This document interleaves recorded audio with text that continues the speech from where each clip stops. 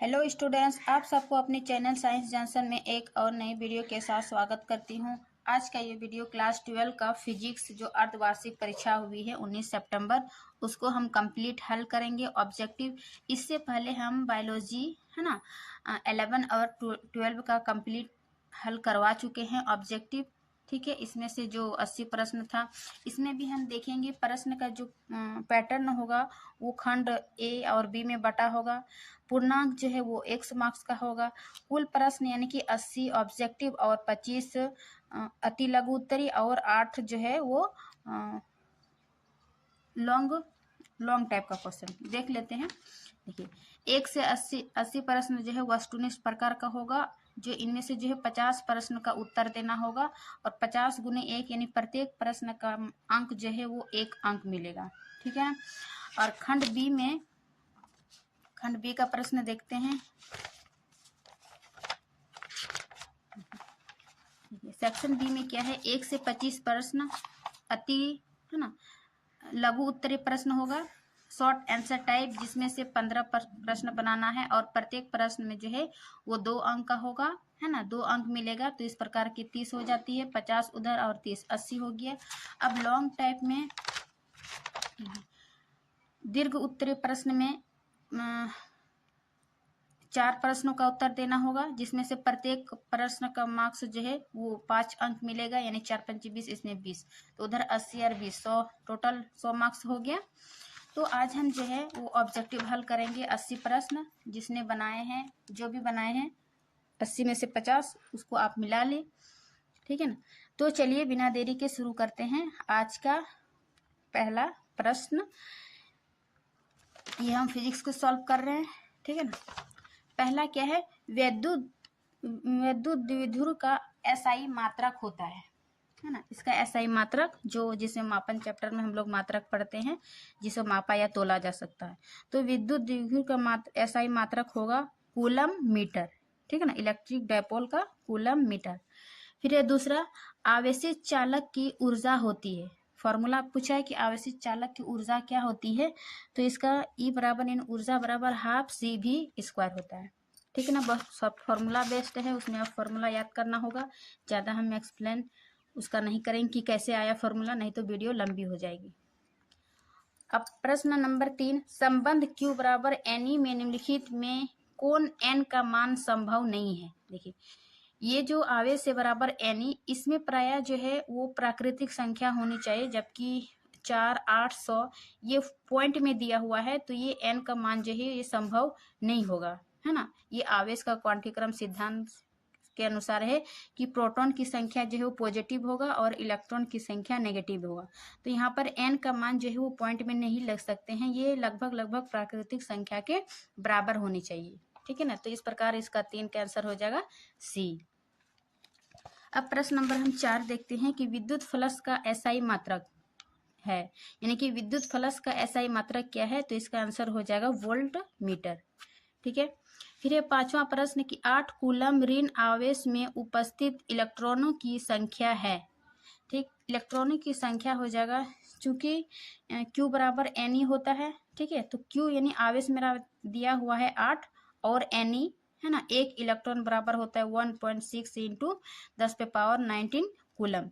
तो इसको फॉर्मूला में बैठा के फिर n का मान निकालते हैं, तो ये कट के जो है ये मेरा निकलता है 5 गुने 10⁻19 है ना, क्योंकि यहाँ नीचे नेगेटिव है तो ऊपर जाएगा तो ये पॉजिटिव हो जाएगा।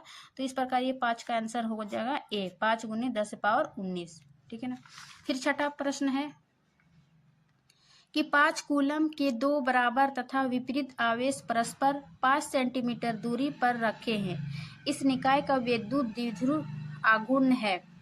तो इसका आंसर हो जाएगा ये 25 गुना 10⁻⁻2 कूलम मीटर। ठीक है, इसको भी इसी तरह बैठाते हैं।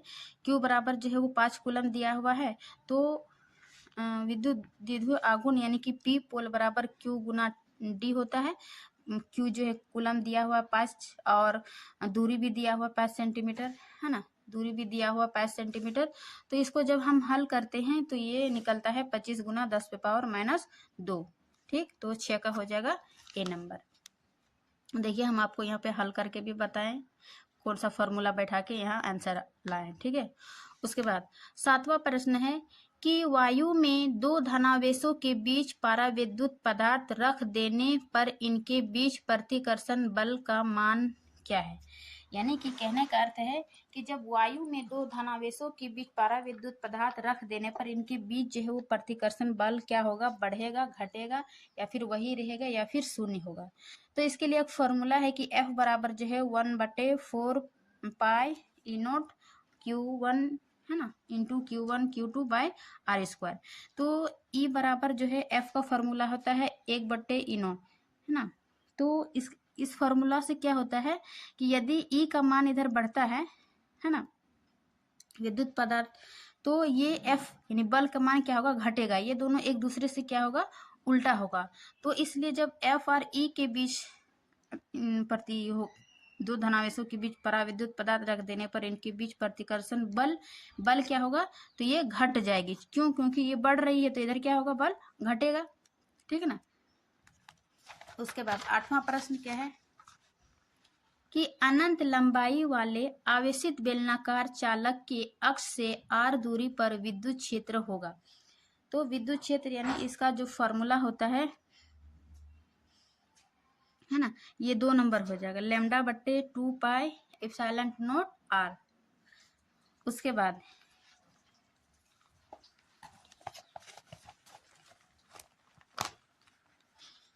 प्रश्न नंबर 9 देखते हैं कि आविष्ट खोखले गोले के अंदर विद्युतीय तीव्रता होती है, ठीक है ना। क्या होती है? आविष्ट खोखले गोले के अंदर विद्युतीय तीव्रता होती है। तो इसका आंसर हो जाएगा शून्य होती है, ठीक है। फिर है प्रश्न नंबर, क्योंकि यहाँ पे देखिए ये गॉस के नियम के अनुसार हम यहाँ पर हल भी करके दिखाए, तो इसका मान जो है ई का विद्युत तीव्रता का मान 0 आया है। उसके बाद प्रश्न नंबर 10, बिंदु आवेश के कारण r दूरी पर विभव का मान। तो 10 का सही आंसर होगा कि बिंदु आवेश के कारण r दूरी पर विभव का मान जो है वो r के व्युत्क्रमानुपाती होगा, मीन्स इनवर्स, उल्टा होती है, ठीक है ना। तो 10 का हो जाएगा बी। फिर 11 नंबर की विभव प्रवणता बराबर होती है, मीन्स विभव प्रवणता बराबर क्या होती है उसका फॉर्मूला क्या है। तो इसका सही फॉर्मूला है कि E बराबर, यानी कि विभव प्रवणता को E से डिनोट करते हैं, तो E बराबर -dV/dr, ठीक है ना। तो इनमें से जो है A B C तीनों ऑप्शन में से E बराबर dV/dr नहीं दिया हुआ है, तो इसका 11 का सही आंसर हो जाएगा कि इनमें से कोई नहीं, डी नंबर, 11 का डी। फिर है 12 नंबर कि विद्युत क्षेत्र E में एक आवेशित कण Q पर लगने वाला बल का मान होगा। इस विद्युत क्षेत्र E में आवेशित कण F बराबर क्या हो जाएगा, Q इंटू E। Q यानी आवेश गुना विद्युत क्षेत्र। तो इसका सही आंसर हो जाएगा 12 का A, QE। फिर है 13 नंबर प्रश्न, यदि समरूप विद्युतीय क्षेत्र x की दिशा में हो तो समविभव तल होगा। कहने का अर्थ है कि यदि समरूप विद्युत क्षेत्र x की दिशा में हो तो इस समविभव तल क्या होगा। तो इसका बी नंबर हो जाएगा 13 का कि y z तल पर, x अक्ष की दिशा में है तो इसका समविभव तल होगा y z तल में। फिर है इसका 14 नंबर कि विद्युतीय क्षेत्र में किसी विद्युत द्विध्रुव को घुमाने में किया गया कार्य क्या होगा। मीन्स विद्युत क्षेत्र जिसका फॉर्मूला है कि विद्युत क्षेत्र में किसी विद्युत द्विध्रुव को घुमाने में किया गया कार्य W बराबर क्या हो जाएगा। तो ये 12 का हो जाएगा ए नंबर, W बराबर PE है ना, 1 - cos थीटा, तो 14 का ए। फिर है 15 नंबर क्वेश्चन कि R1 तथा R2 त्रिज्याओं के दो चालक गोलों के पृष्ठों पर आवेश के पृष्ठ घनत्व समान है, तो पृष्ठों पर विद्युत क्षेत्र की तीव्रताओं का अनुपात होगा। इन दोनों का R1 और R2 की दो चालक है ना, उसके जो है वो पृष्ठ घनत्व समान है और उसके विद्युत क्षेत्र की तीव्रता का अनुपात पूछ रहा है। तो 15 का डी हो जाएगा 1:1, ठीक है। जब इसको फार्मूला बेस्ड से निकालते हैं तब ये 1:1 आती है ना। उसके बाद 16 नंबर क्या है कि एक इलेक्ट्रॉन को 5 वोल्ट विभवांतर तक त्वरित किया जाता है, तो इलेक्ट्रॉन द्वारा ऊर्जा अर्जित अर्जित ऊर्जा होगी। मीन्स एक इलेक्ट्रॉन को 5 वोल्ट विभवांतर तक त्वरित किया जाता है, तो इलेक्ट्रॉन द्वारा जो है अर्जित ऊर्जा क्या हो जाएगा, एक इलेक्ट्रॉन तो 5 वोल्ट है, तो इसका सही आंसर हो जाएगा 5 इलेक्ट्रॉन वोल्ट ही इसका आंसर हो जाएगा 16 का बी नंबर। फिर 17 नंबर की ई बराबर 0 तीव्रता वाले विद्युत क्षेत्र में विभव v का दूरी r के साथ परिवर्तन होगा। यानी ये ई बराबर 0 है, तो इसका विद्युत क्षेत्र जो है विभव का दूरी r के साथ परिवर्तन में क्या हो जाएगा कि जो v जो है वो नियत रहेगा, अर्थात r पर ये निर्भर नहीं करेगा। डी का सही आंसर, 17 का सही आंसर हो जाएगा डी। ठीक है, उसके बाद क्वेश्चन नंबर 18 देखते हैं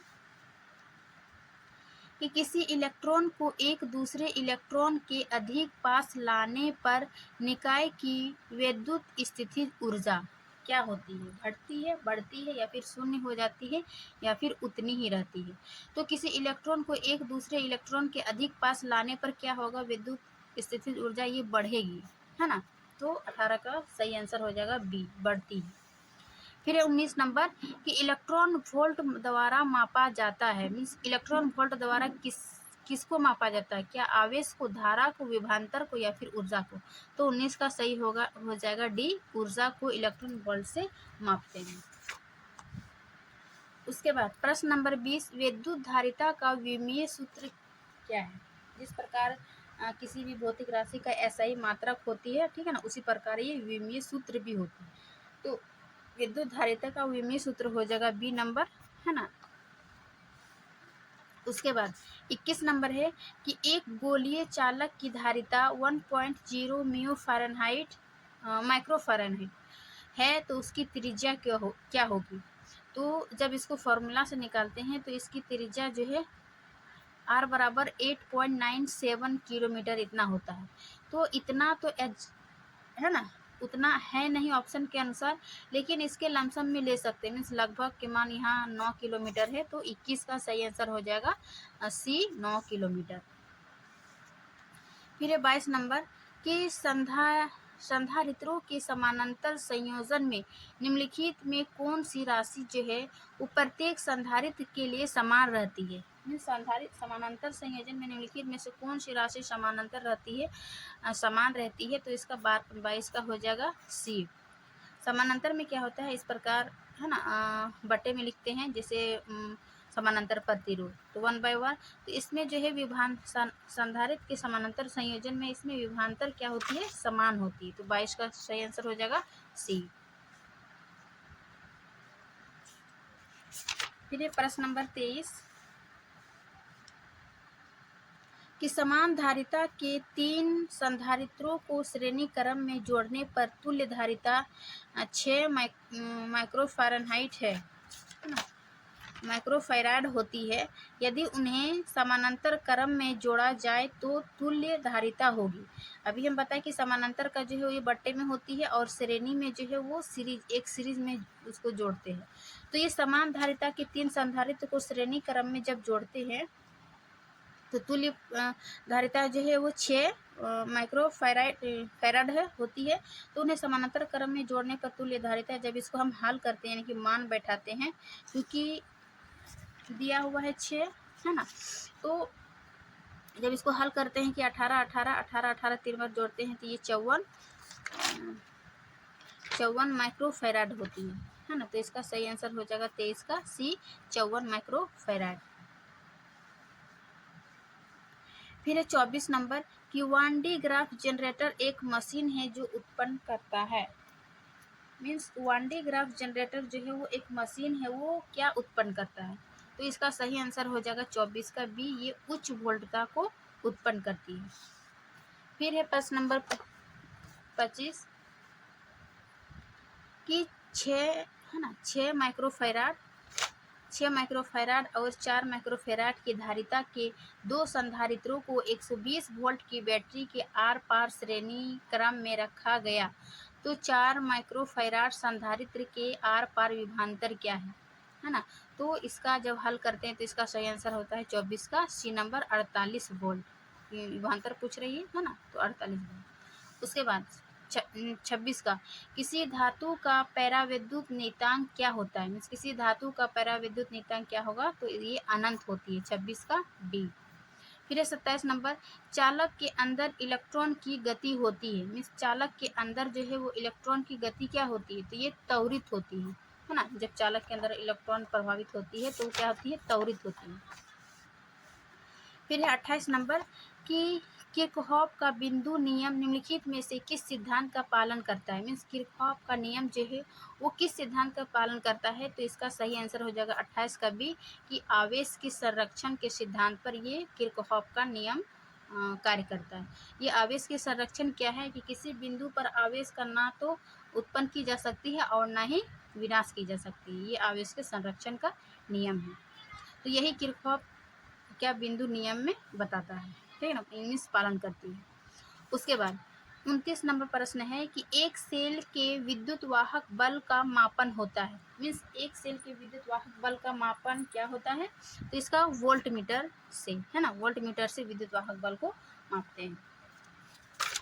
उसके बाद 30 नंबर है कि व्हीटस्टोन ब्रिज से मापा जाता है ना, ये भी एक नियम है कि व्हीटस्टोन ब्रिज से क्या मापा जाता है, तो इसका सही आंसर हो जाएगा उच्च तथा निम्न प्रतिरोध दोनों को ये व्हीटस्टोन ब्रिज से मापा जाता है, इस सिद्धांत से, ठीक है। तो इसका सही आंसर हो जाएगा सी नंबर। उसके बाद 31 नंबर देखते हैं कि 1 ओम प्रतिरोध वाले एक समरूप तार को 4 बराबर टुकड़ों में काटकर उन्हें समानांतर क्रम में जोड़ा जाए तो संयोग का समतुल्य प्रतिरोध होगा, ठीक है ना। 1 ओम प्रतिरोध वाले को क्या करते हैं, 4 बराबर टुकड़ों में काटकर उसको समानांतर क्रम में जोड़ते हैं, तो इसका जो संयोग का समतुल्य प्रतिरोध होगा तो ये 1/1/6, समानांतर में क्या करते हैं 1/r करके इसको लिखते हैं और इसको हल करते हैं तो ये 1/16 ओम निकलती है, ठीक है ना। तो 31 का सही आंसर हो जाएगा डी। अब हम प्रश्न नंबर 32 देखते हैं कि एम्पियर घंटा मात्रक है, मीन्स एम्पियर घंटा किसका मात्रक है, तो इसका सही आंसर हो जाएगा आवेश का, आवेश का ऐसे मात्रक क्या हो जाएगा, एम्पियर घंटा। फिर है 33 का किसी चुंबक का चुंबकीय आघूर्ण है, मीन्स किसी चुंबक का चुंबकीय आघूर्ण क्या है, क्या सदिश राशि है, अदिश राशि है, उदासीन राशि है या इनमें से कोई नहीं, तो ऑप्शन के अनुसार इसका हो जाएगा सदिश राशि, कि किसी चुंबक का चुंबकीय आघूर्ण जो है वो सदिश राशि होती है। सदिश राशि वैसी राशि जिसकी दिशा और परिमाण, है ना, दोनों होती है, जबकि अदिश में दिशा नहीं होती है, केवल परिमाण होती है और इकाई, ठीक है ना। तो 33 का सही आंसर हो जाएगा बी। फिर है 34 कि विद्युत परिपथ की शक्ति होती है, शक्ति मीन्स पी बराबर क्या होती है ना, इसका फॉर्मूला दिया हुआ है कि विद्युत शक्ति पी बराबर, तो देखिए ये पी का जो है वो 3 फॉर्मूला निकल कर आती है जब हम फिजिक्स में इसको हल करते हैं, तो पी बराबर ये ओम के नियम से भी आई, उसके बाद फिर आई स्क्वायर आर भी स्क्वायर आर, ये 3 फॉर्मूला है पी यानी शक्ति का। तो क्या इन 3 फॉर्मूला मिलाते हैं, भी आर नहीं, भी स्क्वायर आर नहीं, भी स्क्वायर आर आई नहीं, ये क्या है भी स्क्वायर आर यानी कि भी स्क्वायर बटे आर, तो ये 34 का हो जाएगा सी। ये 3 फॉर्मूला याद रखिएगा विद्युत शक्ति का, पी बराबर भी आई स्क्वायर आर और भी स्क्वायर बटे आर, ठीक है ना। तो ये तीनों में से ये इसका सी नंबर होगा। फिर है 35 का, 35 क्या है कि निम्नलिखित में कौन सा प्रतिरोध आर को व्यक्त करता है ना, प्रतिरोध को व्यक्त करता है, तो इसका सही आंसर हो जाएगा ए, यानी कि आर बराबर, है ना, ये इसका फॉर्मूला होता है, इसको प्रतिरोधकता बोलते हैं, और एल बटे इनकी लंबाई बटे ए क्षेत्रफल, पी क्या है पदार्थ की प्रतिरोध और एल क्या है लंबाई, ए क्या है क्षेत्रफल, है ना। तो 35 का हो जाएगा ए। उसके बाद 36 का कि विशिष्ट चालकता का एसआई मात्रक है, ठीक, विशिष्ट चालकता का एसआई मात्रक हो जाएगा, ऐसे तो इसका एसआई मात्रक सीमेंस बाय मीटर होती है ना, लेकिन ये ऑप्शन नहीं है, तो ये भी होती है कि कभी कभी ओम इन्वर्स और मीटर इन्वर्स, ठीक है। तो 36 का हो जाएगा सही आंसर सी। फिर है 37 का कि बंद विद्युतीय परिपथ के किसी बिंदु पर मिलने वाली सभी धाराओं का बीजगणितीय योग है, मीन्स क्या है कि बंद विद्युतीय परिपथ के किसी बिंदु पर मिलने वाली सभी धाराओं का बीजगणितीय योग जो है वो शून्य होती है। 37 का सी शून्य होता है। फिर है 38 का कि यदि विभव मापी के तार की लंबाई बढ़ा दी जाए तो संतुलन बिंदु प्राप्त होगा। क्या है कि यदि विभव मापी के तार की लंबाई बढ़ा दी जाए तो संतुलन बिंदु प्राप्त होगा।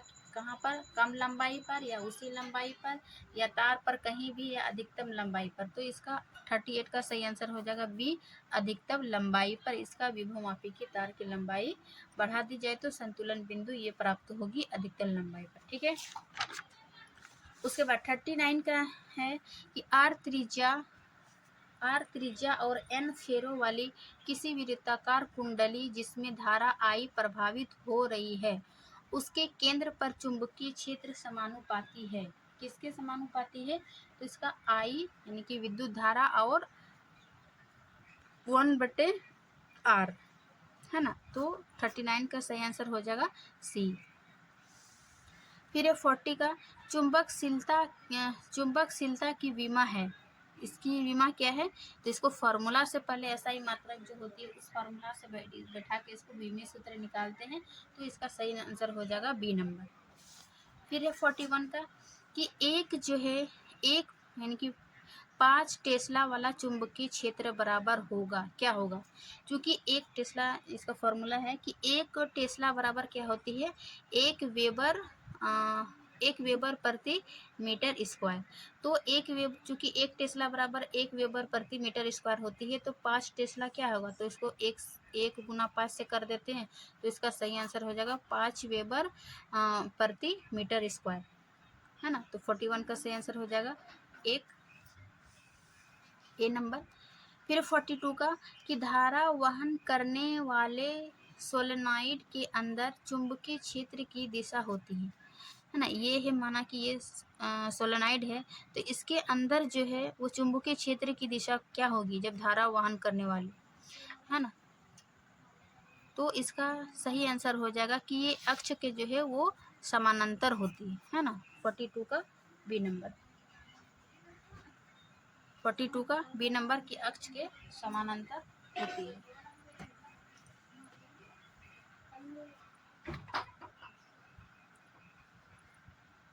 फिर 43 का कि एक समान चुंबकीय क्षेत्र में एक चलती हुई आवेशित कण अनुभव करती है।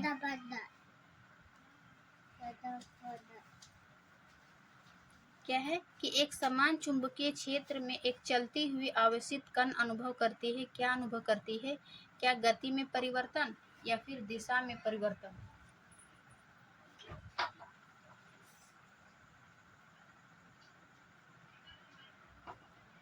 तो इसका सही आंसर हो जाएगा ए और बी दोनों। ठीक है ना। 43 का सी की गति में परिवर्तन और फिर दिशा में परिवर्तन। फिर 44 का कि बायो सावर्त नियम का उपयोग किसके लिए किया जाता है। बायो सावर्त जो नियम पढ़ते हैं उसका उपयोग जो है वो किसके लिए किया जाता है। तो इसका आंसर हो जाएगा 44 का बी नंबर कि एक धारा तत्व के कारण चुंबकीय क्षेत्र की गणना के लिए ये इसका बायो सावर्त नियम का यूज करते हैं। फिर 45 का कि दो समानांतर तथा एक ही दिशा में गतिमान धारावाही चालकों के बीच एकांक लंबाई पर लगने वाला बल क्या है। ठीक है। तो इसका सही आंसर हो जाएगा 45 का सी नंबर। दो समानांतर तथा एक ही दिशा में गतिमान धारावाही चालकों के बीच एकांक लंबाई पर लगने वाला बल 10⁻⁷ और ये 2I1I2/r। फिर 46 का कि समान दिशा में समान वेग से गतिमान इलेक्ट्रॉन पुंज की प्रकृति होगी। इस समान दिशा में समान वेग से गतिमान इलेक्ट्रॉन पुंज की प्रकृति होगी। क्या होगी? तो इसका सही आंसर हो जाएगा बी अपसारी है ना, डाइवर्जेंट। ये क्या होती है? समान वेग से गतिमान इलेक्ट्रॉन की पुंज की प्रकृति समानांतर भी होती है और ये अपसारी भी होती है। तो इसका मतलब अच्छा आंसर रहेगा अपसारी। ठीक है। फिर है 47 का कि धारा घनत्व का एसआई मात्रक है। धारा घनत्व का एसआई मात्रक क्या हो जाएगा? एम्पियर प्रति वर्ग मीटर स्क्वायर, है ना, प्रति मीटर स्क्वायर, या फिर एम्पियर प्रति वर्ग मीटर। तो 47 का सी नंबर। फिर हम 48 देखते हैं कि जब किसी ए मीटर को शंट किया जाता है तो इसकी माप सीमा, मीन्स जब किसी ए मीटर को शंट किया जाता है तो इसकी माप सीमा क्या होती है? घटती है, बढ़ती है, या एक ही रहती है? इनमें से कोई नहीं। तो इसका 48 का सही आंसर हो जाएगा ए, यानी कि बढ़ती है। फिर 49 कि एक आवेशित कण एक समान चुंबकीय क्षेत्र बी में वेग v के साथ वृत्ताकार पथ पर चल रहा है। यदि आवेशित कण का वेग दोगुना कर दिया जाए और चुंबकीय क्षेत्र की शक्ति आधी कर दी जाए तो त्रिज्या हो जाती है। जब इसको सॉल्व करते हैं तो बहुत लंबा हो जाती है, तो इसका याद रखिएगा कि ये 4 गुना हो जाती है। ठीक है ना। क्योंकि ये ऑब्जेक्टिव प्रश्न को हल कर रहे हैं इसलिए हम वीडियो को लंबा नहीं करना चाह रहे हैं, तो हम डायरेक्ट आंसर बता रहे हैं, आप लोग देख लीजिएगा। ठीक है ना। अब 50 देखते हैं कि लेंज का नियम का संबंध है। लेंज का नियम किससे संबंध है? तो ये ऊर्जा के संरक्षण सिद्धांत से। ऊर्जा के संरक्षण सिद्धांत क्या है? ऊर्जा को ना तो उत्पन्न किया जा सकता है और ना ही विनाश। तो ये लेंज का नियम से संबंधित है। तो इस प्रकार 50 का हो जाएगा सही आंसर सी। फिर 51 का कि विद्युत चुंबकीय बनाने के लिए सबसे उचित धातु पूछ रहा है कि विद्युत चुंबक मीन्स जिससे विद्युत धारा, है ना, प्रभावित होगा, विद्युत के कारण चुंबक उत्पन्न होगा। तो विद्युत चुंबक बनाने के लिए सबसे उचित धातु जो होगा वो नर्म लोहा का होगा, है ना। तो 51 का सही आंसर हो जाएगा ए। फिर है 52 कि किसी चालक में अपवाही वेग समानुपाती होता है। किसके समानुपाती होता है? अपवाही वेग के। तो सही आंसर हो जाएगा 52 का ए, आरोपित विद्युत क्षेत्र की। फिर है 53 किसी पदार्थ की प्रतिरोधकता निर्भर करती है। मीन्स किन किन चीज़ों पर जो है वो पदार्थ की प्रतिरोधकता निर्भर करती है। तो ये 3 याद रखिएगा कि पदार्थ की प्रकृति पर, तापमान पर और अशुद्धियों पर, है ना। तो देखिए तीनों ऑप्शन में से क्या दिया हुआ कि पदार्थ की लंबाई अनुप्रस्थ काट के क्षेत्रफल पर, ये नहीं होगा, ये प्रतिरोध है। लेकिन यहाँ पे पूछ रहे प्रतिरोधकता निर्भर करती है, ये नहीं होगा। पदार्थ के तापमान है, ये सही होगा। उसके बाद पदार्थ के आर पर लगाई गई वोल्टता पर नहीं, पदार्थ में प्रभावित धारा पर नहीं। तो इसका 53 का सही हो जाएगा बी, पदार्थ के तापमान पर। और ये 3 याद रखिएगा, 3 पॉइंट, यानी कि पदार्थ की प्रतिरोधकता निर्भर करती है इन 3 चीज़ों पर। नंबर 1 पदार्थ की प्रकृति, नंबर 2 पदार्थ के तापमान पर, और नंबर 3 अशुद्धियों पर। ठीक है। फिर है 54 का 5 ओम प्रतिरोध के प्रतिरोधक को 10 वोल्ट बैटरी से जोड़ा जाता है तो प्रतिरोधक में क्षतिय शक्ति क्या होती है, यानी कि P बराबर।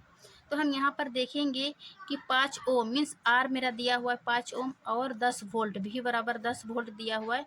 तो हमें क्या पूछ रहा है? शक्ति, यानी कि P, है ना। P बराबर क्या हो जाएगा? तो अभी हम पीछे एक फार्मूला पढ़े कि P का जो है वो 3 फार्मूला है, लेकिन चूंकि हमको शक्ति क्या हो जाएगा, है ना, P निकालना है। तो P बराबर होता है VI। P बराबर क्या होता है? VI। चूँकि मेरा V दिया हुआ, I का मान हम यहाँ से भी निकाल सकते हैं। I बराबर V/R, यानी कि V का मान 10/5, तो ये I का मान हो जाता है 2। और हम यहाँ पर 2 बैठा देते हैं। P बराबर V गुना I, है ना। V 10 दिया हुआ, I क्या निकला मेरा 2, तो 20 वोल्ट, 10 दूने 20। तो इस प्रकार ये जो मेरा शक्ति निकल जाती है ये 20 वाट, है ना। 54 का सही आंसर हो जाएगा सी। फिर है 55 का कि 100 प्रेरकत्व का मात्रक है। 100 प्रेरकत्व का इसका सही आंसर हो जाएगा 55 का सी, हेनरी। जबकि वेबर जो है वो चुंबकीय फ्लक्स का मात्रक है, ओम जो है विद्युत प्रतिरोध का, और गॉस जो है चुंबकीय प्रेरण या फिर फ्लक्स का। तो 100 प्रेरकत्व का मात्रक हो जाएगा हेनरी। फिर 56 का प्रतिघात का मात्रक है, मीन्स प्रतिघात का क्या मात्रक हो जाएगा? इसका सही आंसर हो जाएगा ओम। फैराडे है विद्युत धारिता का, मोह है विद्युत चालकता का, और एम्पियर है विद्युत धारा का। लेकिन प्रतिघात का सही मात्रक हो जाएगा ओम। 56 का ए सही। फिर 57 का प्रत्यावर्ती धारा के शिखर मान तथा मूल औसत वर्ग मान का अनुपात है। तो इन दोनों का वर्ग का अनुपात का मान क्या हो जाएगा, क्योंकि ये अनुपात होता है √2 अनुपात 1, है ना। तो √2 तो इसको मतलब जैसे बट्टे में लिखते हैं तो 1 अनुपात 2 नहीं होता है ना, √2 बट्टे 1 होगा। तो चूंकि √2 बट्टे 1 नहीं दिया हुआ एक, तो इसका सही आंसर हो जाएगा बी √2, है ना। प्रत्यावर्ती धारा के शिखर मान तथा मूल औसत वर्ग का मान ये √2 अनुपात 1। तो √2 का ही मीनिंग हो जाएगा कि बट्टे में जब करेंगे तो √2 बट्टे 1 यानी कि √2 अनुपात 1। इसका 57 का सही हो जाएगा बी। फिर है 58 का कि LR परिपथ की प्रतिबाधा होती है, यानी कि प्रतिबाधा को Z से डिनोट करते हैं। तो इसका मतलब क्या फॉर्मूला है LR परिपथ की, तो इसका सही आंसर हो जाएगा कि Z बराबर R square plus W square और L स्क्वायर। तो R square plus W square L square under root वर, ये हो जाएगा डी नंबर में, है ना 58 का। फिर 59 कि तप्त तार ए मीटर मापता है, मीन्स तप्त तार ए मीटर क्या मापता है। तो इसका सही आंसर हो जाएगा कि प्रत्यावर्ती धारा का मूल औसत वर्ग मान ये तप्त तार ए मीटर को मापता है, ये 59 का सी। फिर 60 का कि ऊंचाई ट्रांसफार्मर से प्राप्त होता है, मीन्स ऊंचाई ट्रांसफार्मर से क्या प्राप्त होती है। ऑप्शन के अनुसार क्या ये उच्च विभव और निम्न धारा, उच्च विभव और उच्च धारा, न्यून विभव और न्यून धारा, न्यून विभव और उच्च धारा। तो इसका सही आंसर हो जाएगा डी कि न्यून विभव और उच्च धारा ये ऊंचाई ट्रांसफार्मर से प्राप्त होती है ना। ट्रांसफार्मर का ये प्रकार है ऊंचाई और निम्नाई ट्रांसफार्मर। तो ये ऊंचाई ट्रांसफार्मर से ये प्राप्त होती है न्यून विभव और उच्च धारा। फिर हम 61 का देखते हैं कि LR परिपथ का शक्ति गुणांक होता है। अभी हम LR का प्रतिबाधा सूत्र देखिए Z बराबर, तो अब यहाँ पूछ रहा है कि LR परिपथ का शक्ति गुणक होता है ना, इसका फॉर्मूला पूछ रहा है। तो शक्ति इसका फॉर्मूला हो जाएगा R बट्टे ये R square plus W square और L स्क्वायर का अंडर रूट। तो सही आंसर हो जाएगा 61 का बी। फिर है 62 का कि निम्नलिखित में कौन सा उपकरण जो है विद्युत चुम्बकीय प्रेरण के सिद्धांत पर आधारित है। तो विद्युत चुम्बकीय प्रेरण के सिद्धांत पर जो है ये विद्युत जनरेटर होगा, 62 का सी। फिर है 63 का कि निम्नलिखित में किसका अस्तित्व नहीं है। क्या एकल विद्युत आवेश का, विद्युत द्विध्रुव का, या फिर चुंबकीय द्विध्रुव, या फिर एकल चुंबकीय ध्रुव। तो 63 का सही होगा बी कि एकल चुंबकीय ध्रुव जो है वो इसका अस्तित्व नहीं है। फिर है 64 का कि किसी छोटे चुंबक के मध्य बिंदु से समान दूरी पर अक्षीय तथा निरक्षीय स्थिति में चुंबकीय क्षेत्र का अनुपात होता है। तो चूंकि अक्षीय क्षेत्र है ना, किसी चुंबक के मध्य बिंदु समान अक्षीय का फॉर्मूला होता है ये μ0 × 2m/4πr3 r मतलब 3। उसके बाद उसी प्रकार ये चुंबकीय क्षेत्र का निरक्षीय स्थिति में यानी कि बी इक्वेटोरियल, इसका ये फॉर्मूला होता है। जब इसको हम अनुपात में करते हैं, यहीं पर हम अनुपात कर दिए यानी कि बट्टे में कर दिए, तो ये देखिए μ0 4π कट गया, फिर m कट गया, तो क्या बचा 2, है ना।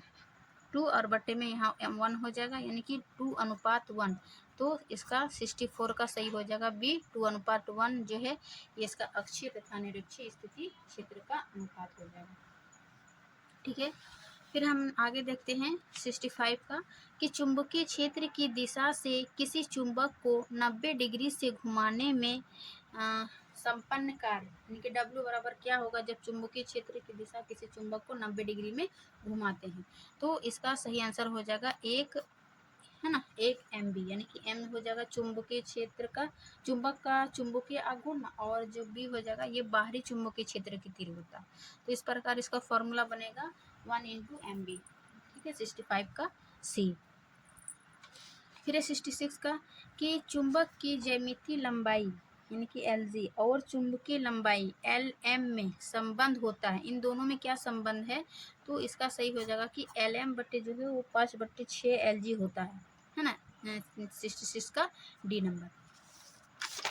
अब हम 67 का देखेंगे कि किसी परिपथ के लिए प्रत्यावर्ती धारा का समीकरण I बराबर 50 cos और 100 RT है। तो प्रत्यावर्ती धारा की आवृत्ति है, मतलब प्रत्यावर्ती आवृत्ति की धारा क्या हो जाएगी, तो इसका एक फॉर्मूला है कि यहाँ W बराबर जो है वो 100 दिया हुआ है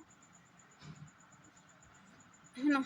W/2 इसका फॉर्मूला है, जब इसका हम फॉर्मूला में बैठाते हैं पाई पे कट जाती है और ये इस प्रकार ये 50 Hz इनके हर्ट्ज निकल जाती है आवृत्ति, है ना।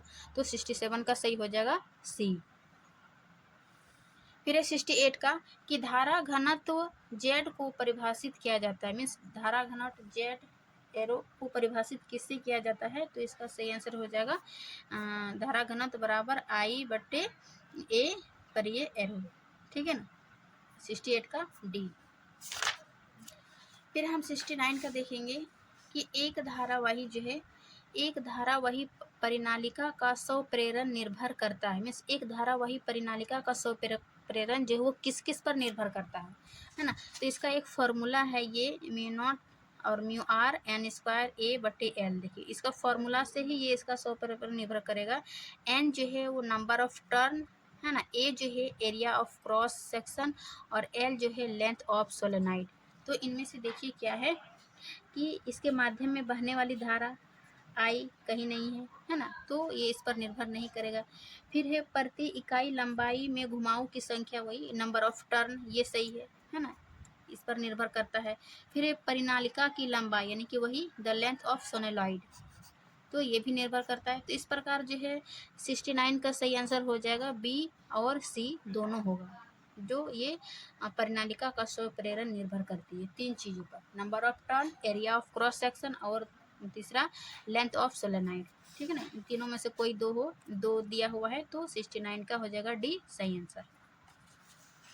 फिर है 70 का कि प्रत्यावर्ती धारा जो है वो परिपथ में धारा I एवं वोल्टेज V के बीच कालांतर यानी कि फाई हो तो धारा का वाटहीन घटक होगा। इसका क्या होगा, जब I एवं वोल्टेज V के बीच कालांतर फाई हो तो धारा का वाटहीन घटक होगा।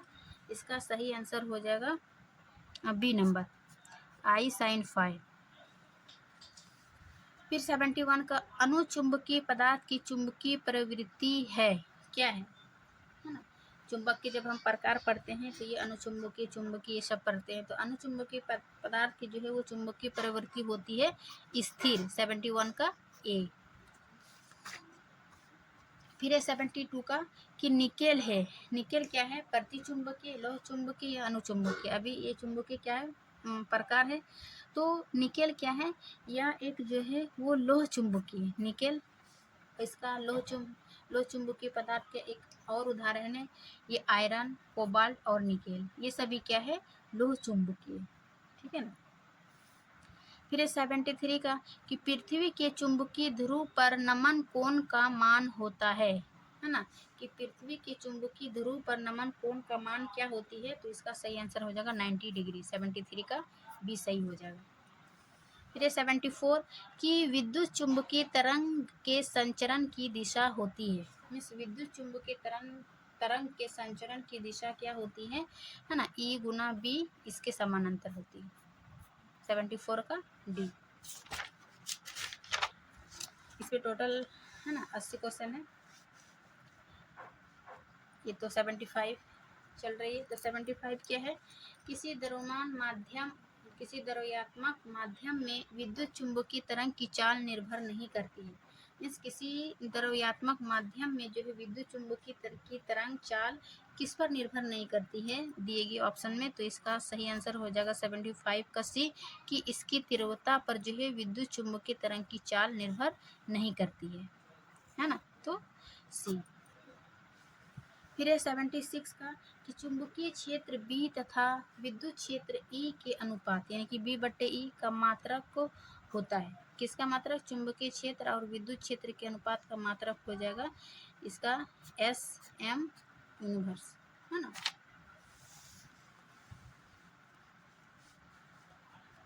फिर है 77 का कि निर्वात में प्रकाश की चाल C चुंबकशीलता म्यू0 तथा परावैद्युतांक है ना एप्सिलॉन नॉट के बीच संबंध होता है। मीन्स इन तीनों के बीच क्या संबंध होता है, तो इन तीनों को गुना बराबर 1 है ना। ये 77 का C हो जाएगा, सी रहेगा इसका आंसर। फिर 78 का कि चुंबकीय नमन का मान शून्य होता है कब, चुंबकीय निरीक्षक पर या 45 डिग्री उत्तरी अक्षांश पर या ध्रुव पर या फिर 45 डिग्री दक्षिणी अक्षांश पर। तो 78 का सही आंसर हो जाएगा ए है ना, चुंबकीय निरीक्षक पर जब ये चुंबकीय नमन का मान जो है वो शून्य होती है। ठीक, फिर 79 का कि आदर्श एमीटर का प्रतिरोध होता है, आदर्श एमीटर का प्रतिरोध जो है वो हमेशा शून्य होती है। 79 का बी। फिर है 80 का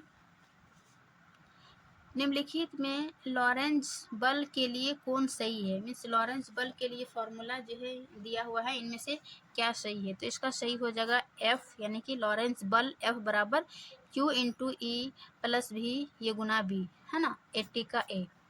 तो इस प्रकार आज का जो है वो फिजिक्स अर्धवार्षिक परीक्षा सितंबर जो 19 सितंबर में हुआ, तो इसका कंप्लीट हम ऑब्जेक्टिव प्रश्न देखे, यानी कि 80 क्वेश्चन जो है वो MCQ ऑब्जेक्टिव रहती है ना। इसमें से 50 क्वेश्चन बनाना होता है, जो पहले ही हम जिक्र कर चुके कि जो क्वेश्चन का सेक्शन 2 सेक्शन में बटा रहता है, ऑब्जेक्टिव और लॉन्ग और दिन है ना, थोड़ा सा शॉर्ट टाइप का और लॉन्ग टाइप का, जो 5 अंक का और 2 अंक का, और ये 50 क्वेश्चन जो है वो 1 अंक का।